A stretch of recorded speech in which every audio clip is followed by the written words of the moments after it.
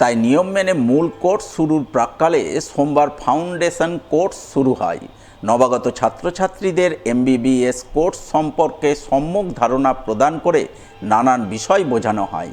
সেই সঙ্গে ছাত্রছাত্রীদের র্যাগিং থেকে বিরত থাকা এবং র্যাগিং প্রতিরোধে অ্যান্টি র্যাগিং কমিটির কার্যকারিতা তুলে ধরেন মেডিকেল কলেজ কর্তৃপক্ষ।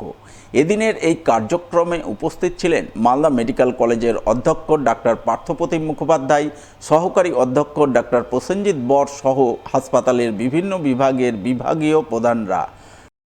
আজকে আমাদের নতুন প্রথম ফার্স্ট ইয়ার স্টুডেন্ট, নতুন প্রথম বর্ষের ছাত্রদের আজ থেকে এই 25-26 সালের যে সেশন তার শুরু হলো এবং সেখানে আমরা আজকে প্রথম ইন্ট্রোডাক্টরি ফাউন্ডেশন কোর্স যেটা হয়, আমাদের কোর্স শুরু হওয়ার আগে একটা ফাউন্ডেশন কোর্স হয়, বিভিন্ন বিষয়ে একটা সামগ্রিকভাবে পড়ানো হয়।